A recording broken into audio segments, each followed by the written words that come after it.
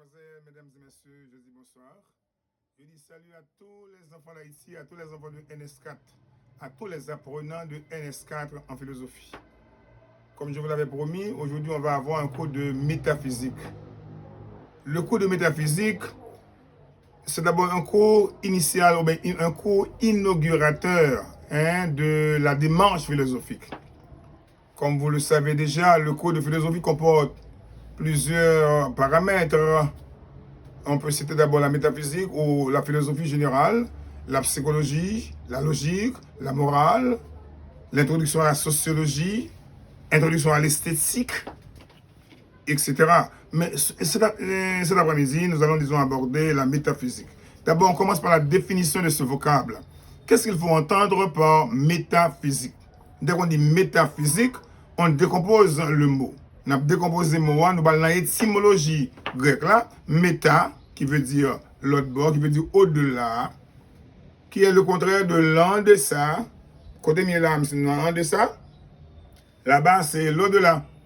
L'homme m'a vivre dans le monde m'a vivre là, monde sublunaire, monde qui est en bas la lune, le monde physique, le monde sensible, le spectacle du monde, l'écosystème dans lequel nous vivons, nous appelons ça maintenant l'en deçà. Et là, nous mourons inexorablement, nous pouvons aller l'autre bord. Nous pouvons aller l'autre bord de l'eau. Nous pouvons aller dans l'au-delà.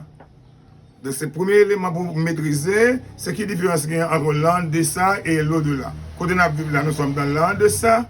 Et là, nous mourons, dans une vie post-mortem, après la mort, nous sommes dans l'au-delà.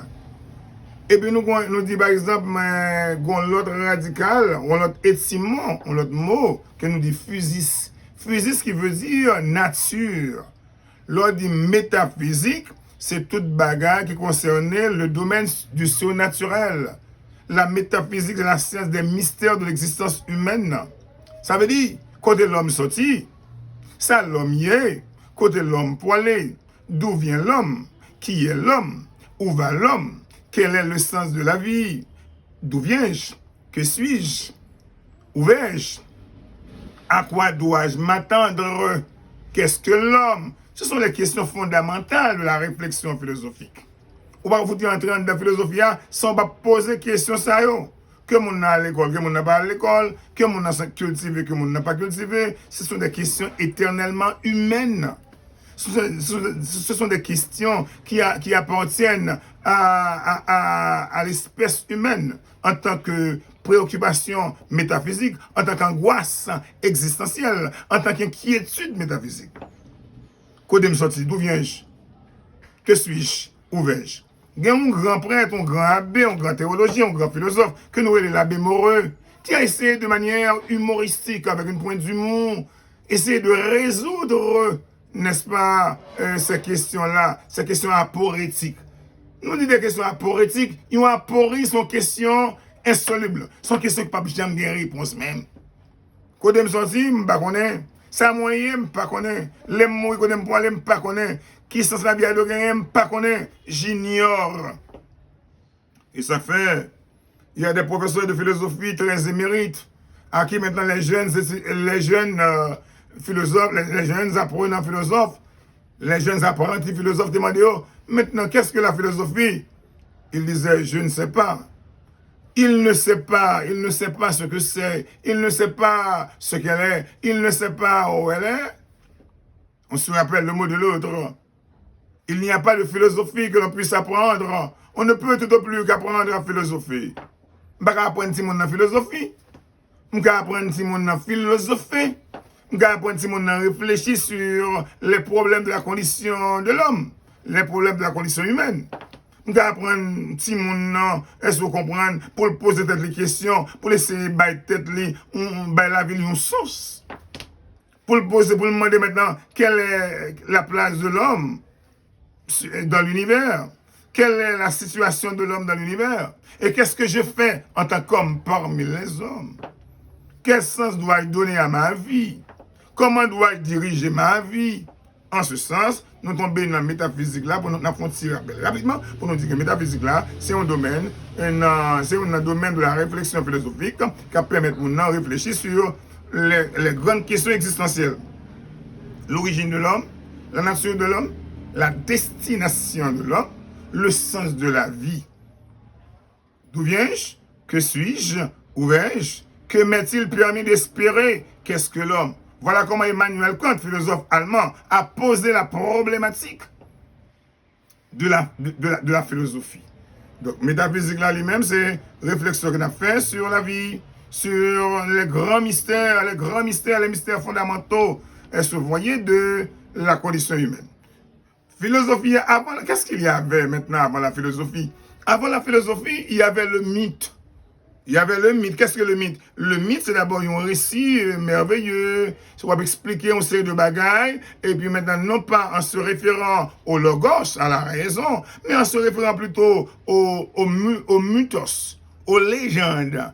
Expliquer les choses, non pas de manière rationnelle, mais plutôt de manière magico-religieuse.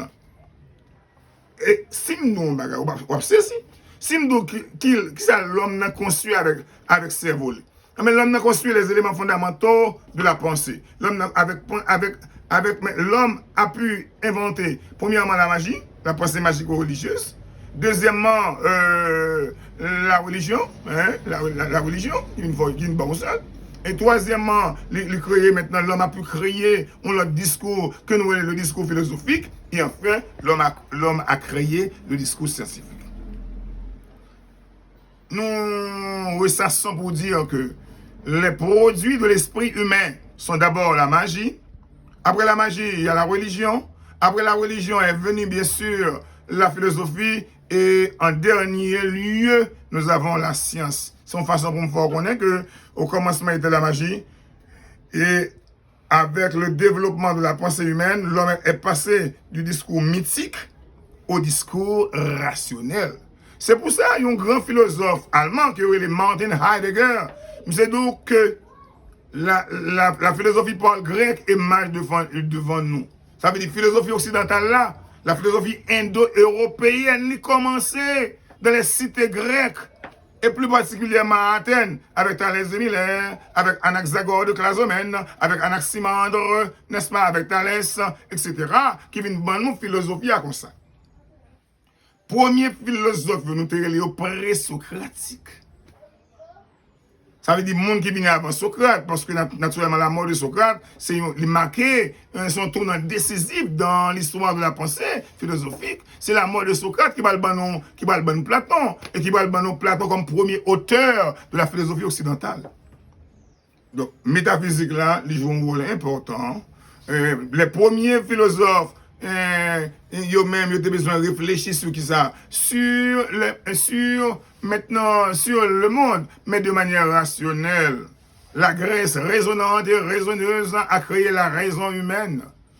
C'est dans la volonté de bien vouloir expliquer les phénomènes de l'univers que les premiers philosophes, que nous relions encore les philosophes de la nature, que nous relions encore les physiologues ou les cosmologues, ils ont besoin d'expliquer l'univers. Ma fonti cité quelques graines pour nous, ma prend Thalès de Milet, na prend Anaximandre de Clazomène, na prend Anaximandre, na prend Thalès de Milet, na prend Pythagore de Samos, na prend Héraclite d'Éphèse. Tout le monde ça, ce sont les premiers philosophes, c'est eux-mêmes qui ont essayé faire première fois pour apprendre maintenant les hommes, bailler une explication rationnelle à tout phénomène qui a passé dans l'univers. Nous avons les superstars, nous allons comprendre que son mot qui ont un rapport avec le domaine de la création artistique. Non. Premier mot, les superstars sur la terre, c'est Pythagore de Samos. Pour que ça relève comme ça, parce que chaque monde a essayé d'expliquer l'univers par un élément unique que nous allons un élément unique qui n'a aucun rapport avec la divinité, avec la religion, avec les entités maintenant religieuses. Et mais Thalès dit maintenant le monde est venu à partir de l'eau. Anaximandre dit maintenant le monde est venu à partir d'un élément que nous relèvons l'indéterminé. L'indéterminé. Donc, si bagaille on ça lié qui a créé l'univers, qui a créé le monde. Eh bien, Anaximandre dit maintenant c'est l'air, c'est le brouillard qui a créé le monde. Pythagore lui-même lui dit ce sont les nombres qui ont créé le monde. Et n'importe monde qui a une formation dans le sens occulte, nous connaissons que l'univers a été créé à partir de 22 lettres. Les lettres hébraïques, parce que les lettres sont des nombres et les nombres sont des lettres. Mathématiques qui font un rôle important dans la compréhension des phénomènes humains, des phénomènes surhumains, des phénomènes humains naturels et des phénomènes divins. Non, il y a une grande importance. Nous avons un. Alors, Pythagore, il fait un signe plus que le 1. En face de A, il fait 2 signes plus. En face 3, il fait 3 signes plus. En face 4, il fait 4 signes plus. Et puis, il rend les triangles. Regardez où est 10 étoiles. Campé devant. Et c'est ça que fait les philosophes américains anglo-saxons. Ils disent que maintenant Pythagore, c'est le philosophe superstar. Pourquoi? Parce qu'il est venu avec un tableau qui mathématise le réel. Est-ce que nous connaissons ça? Ça veut dire mathématiser. Mathématiser veut dire comprendre. Ou pas vous dire comprendre rien sans les nombres, soit parler sans les chiffres. Eh bien, maintenant, ils sont vulgaires. Les mathématiques sont l'instrument des sciences et la science des instruments de savoir. Les mathématiques gouvernent le monde. Galilée découvre que le monde est écrit en langage mathématique. Et juste après maintenant les présocratiques, nous mettons Socrate qui a formé Platon, Platon qui a formé Aristote, mais Platon fondant l'école, il y a l'académie, sous tête l'école, là, plafond l'école là, il se dit, nul n'entre ici s'il n'est géomètre. Cela veut dire que la géométrie, son élément fondamental, et se comprendre qu'il joue un rôle inaugurateur, un rôle propédeutique, n'est-ce pas, dans la recherche philosophique. C'est pour ça que je terminé le coup ça aujourd'hui là.